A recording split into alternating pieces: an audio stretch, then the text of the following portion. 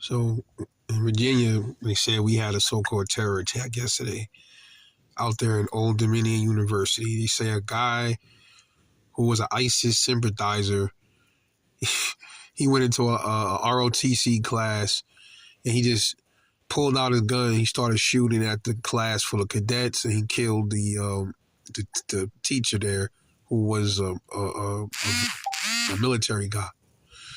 The funny thing about that is the guy's name was Brandon Shaw. I just find that a little strange. His last name was Shah, kind of like remnants of the Shah of Iran that the U.S. installed years ago. Remember that?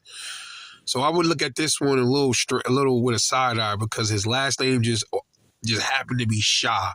That just rubbed me the wrong way. And don't y'all find this kind of weird? If this is the real deal, right?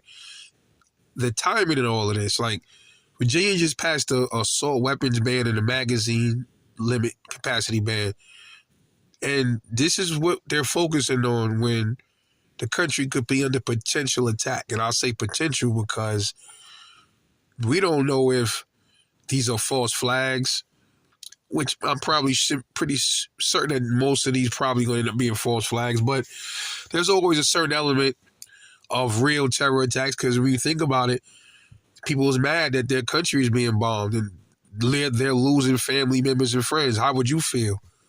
So I think it's a mixture. I think it's both.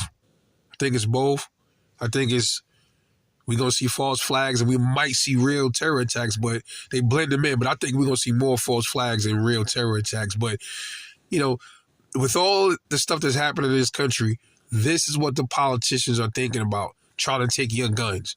That should tell you a lot, America. Wake up.